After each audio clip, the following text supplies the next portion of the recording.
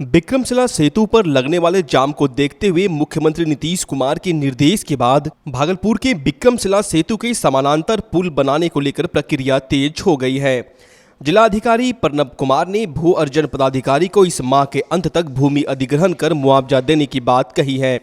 हम आपको बता दें 23 जुलाई 2001 को विक्रमशिला सेतु का उद्घाटन तत्कालीन मुख्यमंत्री राबड़ी देवी ने किया था और उद्घाटन के बाद से ही विक्रमशिला सेतु पर जाम लगी रहती है, जिसको देखते हुए मुख्यमंत्री नीतीश कुमार ने 2016 में भागलपुर यात्रा के दौरान विक्रमशिला सेतु पुल के बगल में समानांतर पुल बनाने की घोषणा की थी, जिसके लिए एजेंसी का चयन भी कर लिया गया था।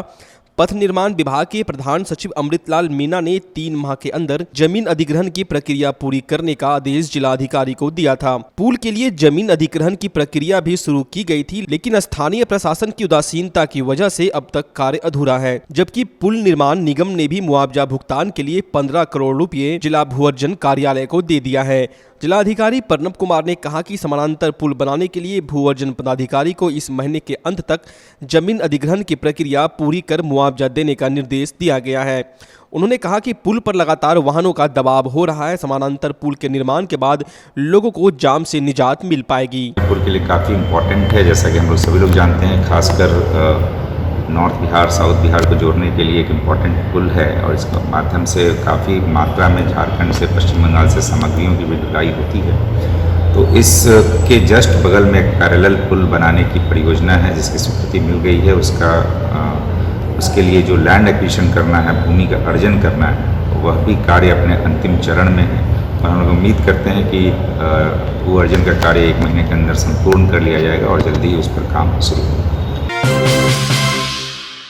लॉकडाउन में सरकारी और निजी स्कूल बंद हैं। ऑनलाइन क्लासेस उच्च वर्ग के लोगों के बच्चों के लिए हो रहा है, लेकिन ग्रामीण इलाकों में रेल पटरी के किनारे गरीबों के बच्चे अभी भी पढ़ाई कर रहे हैं और उनको पढ़ा रहे हैं ड्यूटी पर तैनात चौकीदार। दरअसल बिहार के भागलपुर के नाथनगर थाने इलाके का रेलवे केबिन इस वक्त चलता फिरता पाठशाला बना हुआ है।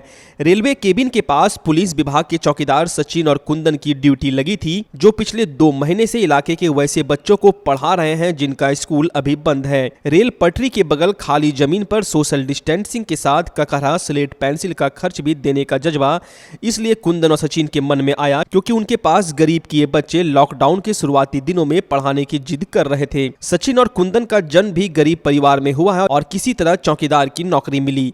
जब ड्यूटी के दौरान गरीब के बच्चों द्वारा पढ़ाने का जिद किया गया तो पुलिस की वर्दी का सामाजिक रूप सामने आ गया। सोचे कि ऐसा कोई इंसान नहीं होता है कि सबको मारने लगता है बच्चे, तो हम सोचे ये रहता, मेरा घर भी बगल में है, मेरा पापा से भी दोस्त करता है। हम सोचे पापा वाला मेरा जो बेटा पढ़े, तो हम आए पढ़ने के लिए, तो सब बच्चा भी आ गया पढ़ने के लिए।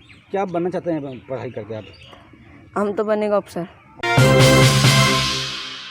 भागलपुर के लोहिया पुल पर एक 5 साल की बच्ची को खुद का एवं अपने दिव्यांग पिता का पेट भरने के लिए गरीबी से लड़ते हुए देखा गया। दरअसल यह बच्ची, जिसका नाम राखी है, वो खिलौने बेचकर अपने परिवार का भरण पोषण कर रही है, लेकिन कोरोना वायरस के डर से इस बच्ची से कोई खिलौने नहीं खरीद रहा है। बच्ची सड़क पर बार बार यही आवाज़ लगा रही है कि खिलौने ले लो, खिलौने ले लो, पर वायरस की डर से उसके खिलौने कोई खरीद ही नहीं रहा है। ऐसे में बच्ची अपने परिवार का क्या, खुद का पेट भरने में भी असमर्थ हो रही है। बच्चे ने यह बताया कि वो डॉक्टर बनना चाहती है, पर गरीबी के कारण वो पढ़ नहीं पा रही है। सामान बेचते हैं, बिकता है सामान। पापा का तो हाथ डिस्टर्ब है, आप ही बेचते हैं सामान, आप बेचते हैं, सामान नहीं बिक रहा है। पढ़ती भी हो? कौन से क्लास में? आगे भी पढ़ना है?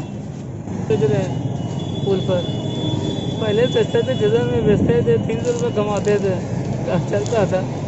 अब नहीं कमा सक रहे हैं, बाल बच्चा है, छोटे छोटे बाल बच्चा है, नहीं कमा सक रहे हैं। कमाते थे, अब नहीं कमा सक रहे हैं। आँख घर भी नहीं है, जितना काम कर रहे हैं। बच्चे 3 लड़की है, 1 लड़का है, 2 लड़के हैं। मिलता तो नहीं है, 150 कमा लेते हैं शाम तक में। बच्ची बेचती है, ऐसा बच्चा कमाता है। ग्रामीण और शहरी आबादी के बीच के इलाकों में इन दिनों चोरी की घटनाओं में इजाफा होता दिख रहा है। ताजा घटनाक्रम सबौर थाना इलाके की है। दर्जी टेलर की दुकान में रात को चोरी की घटना सीसीटीवी में कैद हुई। चोर दीवार को तोड़ छोटा सा होल बनाता है और फिर दुकान के अंदर जाकर अपने साइज का पैंट और शर्ट चुराता है। नकदी समेत कई थान कपड़े की भी चोरी कर ले जाता है। पूरा वाकया सीसीटीवी में कैद है। हाल के दिनों में जब से प्रवासी मजदूरों की वापसी हुई है, इलाके में चोरी की वारदात भी बढ़ गई है। दुकानदार बताते हैं कि पुलिस में शिकायत दे दी गई है। भागलपुर नगर निगम क्षेत्र में पड़ने वाले सभी 51 वार्ड में एक साथ जेबीजी ग्रुप के द्वारा रविवार को जल संकट के खिलाफ एक दिवसीय धरना दिया जाएगा। भागलपुर नगर निगम के उप महापौर जेबीजी के संरक्षक राजेश वर्मा ने प्रेस कॉन्फ्रेंस आयोजित कर बताया कि पूरे शहरी क्षेत्र में भीषण जल संकट को देखते हुए जेबीजी के युवा साथियों के द्वारा संपूर्ण शहरी क्षेत्र में एक साथ जल संकट के खिलाफ धरना का आयोजन जिला प्रशासन को चेतावनी स्वरूप किया गया है। अगर इसके बावजूद जिला प्रशासन के द्वारा जल्द से जल्द जल संकट के निदान के लिए कोई पहल नहीं की गई तो जिलाधिकारी का घेराव जेबीजी के द्वारा किया जाएगा। एक शहर के जिम्मेदार नागरिक होने के नाते वो उन लोगों के लिए कल एक दिवसीय धरना में बैठेंगे जो पानी के लिए, जो माताएं आधा किलोमीटर दूर से पानी लेकर आती हैं, जिनकी बेटी आधे किलोमीटर दूर से पानी लेकर आती है। हम लोग दक्षिणी क्षेत्र में भी गए तो सब लोगों की यही शिकायत थी, यही बात थी कि हमारी बेटी आधा किलोमीटर दूर से पानी लेकर आती है, हमारी माताजी आधा किलोमीटर दूर से पानी लेकर आती है। आखिर इस स्थिति को जब सरकार के तरफ से 450 करोड़ रुपया का आपके पास फंड सिर्फ पानी के लिए आया हुआ है, बल्कि उससे ज़्यादा अमाउंट का आया हुआ है, उसके बाद भी किस लिए जिला प्रशासन और प्रशासन के पदाधिकारी उस ओर पहल नहीं कर रहे हैं। मैं सरकार से भी इस बात की गुजारिश करूंगा, उनको फिर से एक बार पत्राचार करूंगा कल एक दिवसीय धरना के बाद, और हम लोग जिला प्रशासन को एक हफ्ता का अल्टीमेटम देने का काम करेंगे। यदि एक हफ्ता के अंदर जिला प्रशासन का इस ओर कोई सकारात्मक पहल नहीं किया गया तो इसके बाद हम लोग जिला पदाधिकारी कार्यालय का घेराव करने का भी काम करेंगे कल के एक दिवसीय धरना के बाद। और उसके बाद भी यदि बात नहीं बनी तो उसके बाद हम लोग को जो आगे की रूपरेखा होगी, जो शहर के तमाम नौजवान साथी और युवा साथी मिलकर तय करेंगे, उसको हम लोग 51 वार्ड पार्षद को साथ लेकर करने का काम करेंगे। हल्की बारिश में वार्ड 46 के लोगों का जीना दूभर हो गया। वार्ड के कई मोहल्लों में जल जमाव के कारण लोगों को काफ़ी कठिनाइयों का सामना करना पड़ा और घरों से निकलना मुश्किल हो गया। जब वार्ड 46 के लोग अपनी शिकायत को लेकर वार्ड पार्षद के पास पहुंचते हैं तो पार्षद उनकी शिकायतों पर कोई ध्यान नहीं देते हैं, जिससे परेशान होकर वार्ड 46 के लोग वार्ड 45 के पार्षद सदानंद मोदी के पास अपना दुखड़ा रोने पहुँच रहे हैं। जिसके बाद सदानंद मोदी के द्वारा जल जमाव की समस्या से जूझ रहे लोगों के लिए जल निकासी की व्यवस्था कराई जा रही है। इस दौरान वार्ड 45 के पार्षद ने कहा कि किसी भी जनप्रतिनिधि को जात पात से ऊपर उठकर काम करना चाहिए। स्थिति बहुत नरक है। कई साल पहले 6-7 महीना पहले ठेकेदार नाली का टेंडर लिया था, कुछ काम नहीं हुआ है, फंसा हुआ है झूठ का। क्या चीज़ का पानी जा रहा है? ये नाली का पानी जा रहा है। नल में पानी हम लोग पानी पीने के लिए लादना पड़ता है, ढो के पानी टंकी से। बाजी कॉलोनी है, गली नंबर 1 ईस्ट गोरट्ठा रोड।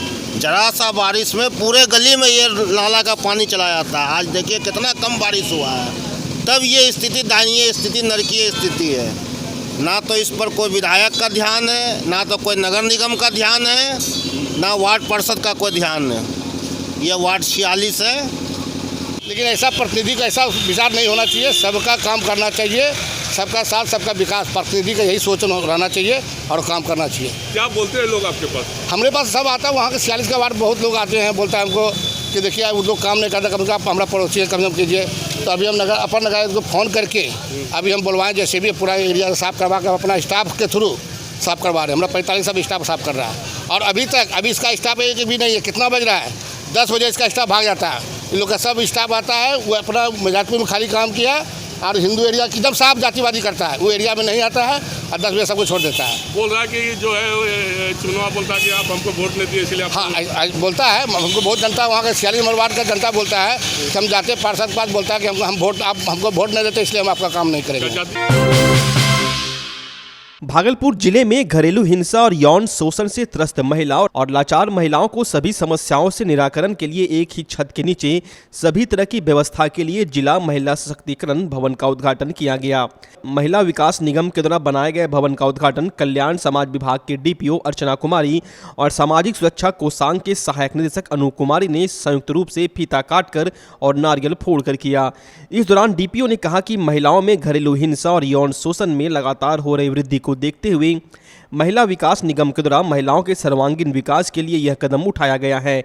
वहीं सामाजिक सुरक्षा कोषांग के सहायक निदेशक अनु कुमारी ने कहा कि पीड़ित महिलाओं को एक ही छत के नीचे कानूनी सलाह के साथ साथ समुचित देखभाल और उचित मार्गदर्शन मिल सकेगा। भवन उद्घाटन के दौरान कई सीडीपीओ और आंगनबाड़ी की सहायिका और सेविकाएं मौजूद थी। ये हमारा महिला सशक्तिकरण केंद्र का निर्माण नवनिर्मित भवन है भागलपुर में, और इसमें जो है सो हमारा जो महिला हेल्पलाइन और जो सखी वन स्टॉप सेंटर ये सब अभी एट प्रेजेंट जो है सो थोड़ा सा शिफ्ट हो जाएगा, उसका कार्यालय यहीं रहेगा। और महिलाओं से संबंधित जो समस्या भागलपुर जिले में आए दिन आती रहती हैं, जो कि चाहे घरेलू हिंसा से पीड़ित हो, यौन शोषण हो या कोई भी तरह का अन्य शोषण की जो घटनाएं यहाँ होती रहती हैं, तो यहाँ एक छत के नीचे इस इंफ्रास्ट्रक्चर में सभी महिलाओं को सब तरह की सुविधा, काउंसलिंग, लीगल एड इत्यादि मिलेगा। और इसके अलावा इनके कौशल प्रशिक्षण इत्यादि पे भी निर्णय लिया जाएगा। ये सब पे तो इस तरह की चीज़ें यहाँ की जाएंगी, अनेक तरह की गतिविधियाँ जो परित्यक्त हो सकती हैं, जिनके साथ घरेलू हिंसा हुआ हो या अन्य किसी कारणों से जो बेघर भी हैं, जो लाचार हैं, बेसहारा हैं, ऐसी महिलाओं के लिए कई प्लेटफॉर्म उपलब्ध हैं। लेकिन ये एक ऐसा प्लेटफॉर्म दिया गया है सशक्तिकरण कोषांग के नाम से समाज कल्याण विभाग द्वारा, जहां महिलाओं को रहने के भी कुछ दिनों के लिए उन्हें बेसहारा हैं तो उन्हें रखा भी जाएगा, उनकी काउंसलिंग भी करवाई जाएगी। आगे उन्हें कौशल के तहत उन्हें कुछ प्रशिक्षण भी दिया जाएगा और उनको न्याय दिलाने की दिशा में एक प्रयास किया जाएगा।